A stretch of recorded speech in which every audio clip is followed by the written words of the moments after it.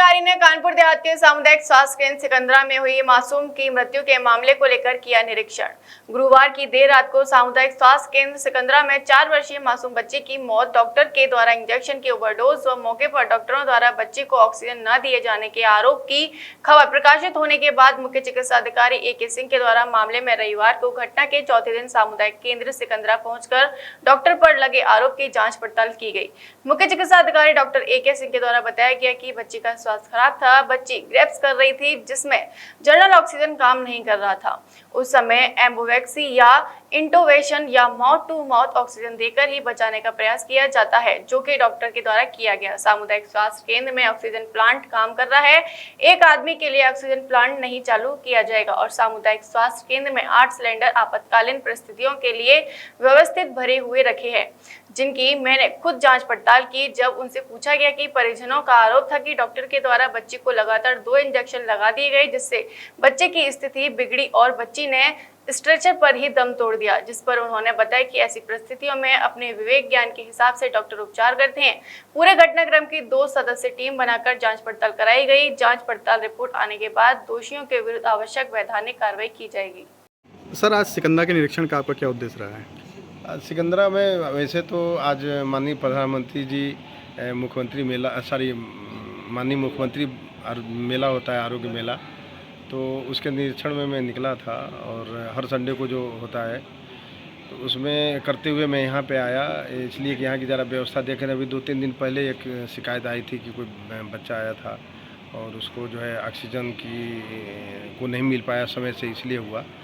जबकि ये हमने यहाँ देखा, उस दिन भी पता किया था। एक्चुअली बच्चा जो उस दिन आए थे वो ग्रेप्स कर रहे थे, काफ़ी गैस्पिंग स्टेज में थे और उस समय जो है जनरल ऑक्सीजन काम नहीं करता। उसमें एम्बू बैग से या इंटूबेशन करके ही बच्चे को जान बचाने की पूरी प्रयास किए जाते हैं। और डॉक्टर सादिक उस समय ड्यूटी पे थे, उन्होंने एम्बू बैग से पूरा उनको रिसस्टेट करने की कोशिश की और साथ में उन्होंने माउथ टू माउथ रेस्पिरेशन भी दिया था। ऑक्सीजन तो अभी भी देख रहा हूँ 8-9 सिलेंडर सब भरे हुए हैं और उसमें भी पाइपलाइन से भी सप्लाई जा रही है। वहाँ भी एक ऑक्सीजन कंसनट्रेटर भी है, पर वो जो है पब्लिक का इमेज है, उनको ये लग रहा होगा कि ऑक्सीजन क्यों नहीं लगा रहे हैं। जबकि जो उस समय जो चिकित्सकीय ज़रूरत थी वही थी कि एम्बू बैग से फोर्सफुल प्रेशर दे के ही ऑक्सीजन पहुँचाया जाए, वो उन्होंने किया था। अब अनफॉर्चुनेटली जो है बच्चा सीरियस था, वो नहीं बच पाया, तो उसको भी देखने और व्यवस्थाओं को देखने में आया था, तो देखा वहाँ ऑक्सीजन की तो कहीं किसी तरह से कोई दिक्कत नहीं है यहाँ पे। सर, जैसे कि परिजनों ने एक आरोप और भी लगाया था कि डॉक्टर साहब के साथ लगातार 2 इंजेक्शन लगा दिए गए, जिससे बच्ची की हालत और बिगड़ी और बच्ची स्ट्रेचर पे ही दम तोड़ दिया। नहीं, देखिए इंजेक्शन क्या उस समय की क्या ज़रूरत है, ये तो चिकित्सक ही जो वर्तमान में है उसी को डिसाइड करना चाहिए और डिसाइड करके ही लगाए होंगे।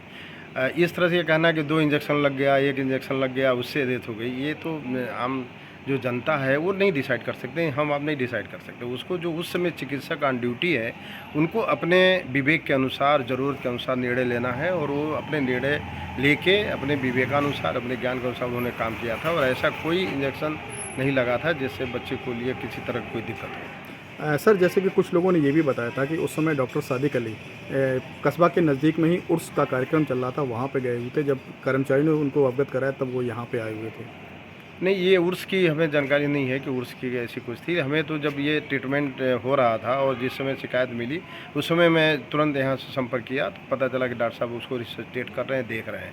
अगर इस तरह की कोई बात होगी तो हम इसको भी पता कराएंगे। सर, इस पूरे मामले पे आपके द्वारा अभी तक क्या कार्रवाई की गई है और क्या की जाएगी आगे चल के? नहीं, इसमें जो हमें प्रथम दृष्टिया हमने जो जाँच कराई और हमने जो संपर्क किया तो उसमें हमें ऐसा कोई चिकित्सकीय लापरवाही नहीं प्रतीत हो रही है, क्योंकि उसमें जो बच्चों को वधू वेडिंग प्लाजा जो आपके लिए लाया है बेहतरीन डिजाइन्स के कलेक्शन, जहां आपको मिलेंगे डिजाइनर लहंगे, साड़ियां एंड वेस्टर्न आउटफिट्स जैसे पार्टी वेयर साड़ियां एंड ड्रेसेस, कोलकाता की मशहूर डिजाइनर साड़ियां, बनारस की मशहूर बनारसी साड़ियां अब आपके लिए मथुरा में ही उपलब्ध हैं। बस आपको बढ़ाना है एक कदम जो जाता है वधू वेडिंग प्लाजा की तरफ। तो आज ही आए वधू वेडिंग प्लाजा और अपने त्योहार को बनाए और भी खास।